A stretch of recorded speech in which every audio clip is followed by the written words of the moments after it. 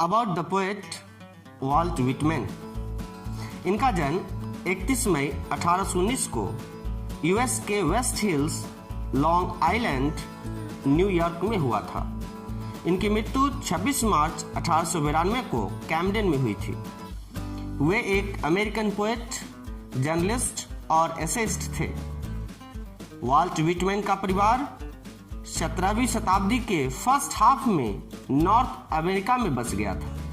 इनकी माँ Luisa van वेल्सर Dutch की थी तथा इनके पिताजी वाल्टर विटमैन इंग्लिश वंश के थे। एक समय में विटमैन फैमिली के पास एक बड़ी भूमि का स्वामित्व था, लेकिन वाल्ट के जन्म के समय तक यह बहुत कम हो गया था, तो इसके बाद वाल्ट के पिता कारपेंटर का काम शुरू कर लिया था। 1823 में वाल्ट के पिता ने अपने बढ़ते परिवार को ब्रुकलिन में शिफ्ट कर दिया था, क्योंकि इनके परिवार में 9 बच्चे हो गए थे। वाल्ट विटमैन 9 बच्चों में सेकेंड चाइल्ड थे।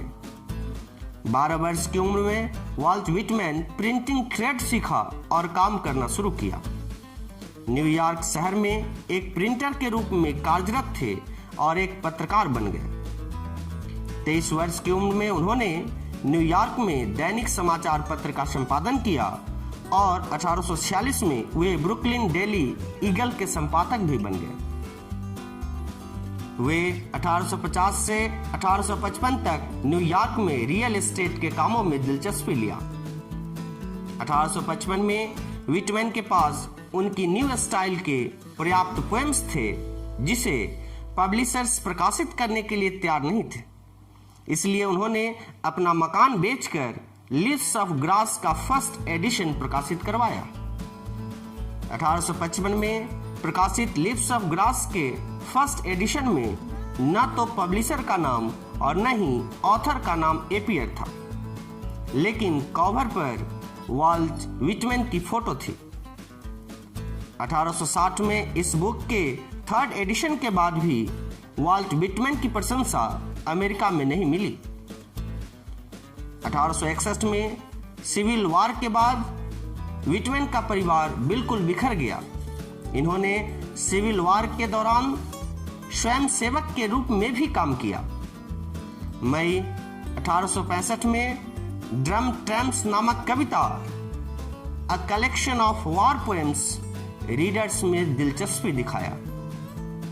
1873 की शुरुआत में पैरालिटिक स्ट्रोक के कारण वाल्ट विटमैन वाशिंगटन में रह रहे अपने भाई जॉर्ज वाशिंगटन विटमैन के यहाँ आ गए, जहां वे अपनी मृत्यु तक का समय बिताया। विटमैन की मृत्यु 26 मार्च 1892 को हुई। इनके डेड बॉडी के पोस्टमार्टम से पता चला कि इनके लंग्स की सांस लेने की क्षमता सामान्य से 8वें तक कम हो गई थी। ब्रोंकियल निमोनिया के कारण इनकी मृत्यु हुई। इनके मृत्यु के 4 दिनों के बाद इन्हें कैमडेन के हर्ले कब्रिस्तान में इनकी कब्र में दफनाया गया। About the poem song of myself. Song of myself Walt Whitman की एक कविता है। यह कविता लीव्स ऑफ ग्रास में शामिल है। लीव्स ऑफ ग्रास में 12 अनटाइटल्ड पोएम्स, बिना शीर्षक वाले 12 पोएम्स थे, जिनका 1855 में पहली बार वाल्ट विटमैन अपने खर्च पर प्रकाशित करवाया था। 1856 में सेकेंड एडिशन के समय विटमैन ने इन सभी 12 पोएम्स का नाम poems of Walt Whitman an American के रूप में रखा। 1860 में थर्ड एडिशन में इस पोएम का नाम संक्षिप्त करके वाल्ट विटमैन रखा गया। 1867 में फोर्थ एडिशन में वाल्ट विटमैन ने 12 पोएम्स से बढ़ाकर 52 पोएम्स कर दिया और तब इनका नाम सॉन्ग ऑफ माई सेल्फ रखा गया। इस प्रकार सॉन्ग ऑफ माई सेल्फ में 52 पोएम्स हैं जिनमें से फर्स्ट पोएम आप लोगों को इस टेक्स्ट बुक में पढ़ना है। यह कविता फ्री वर्स स्टाइल में लिखी गई है। फ्री वर्स का अर्थ होता है a poem with no regular form और मीटर।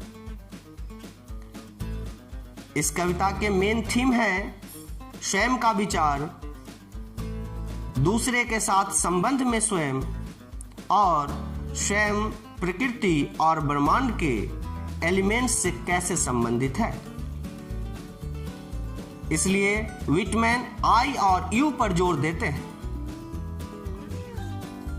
कविता से यह भी स्पष्ट होता है कि कवि सिंगल इंडिविजुअल को ही रिप्रेजेंट नहीं कर रहे हैं, बल्कि वे सभी के लिए वर्णन करते हुए प्रतीत होते हैं।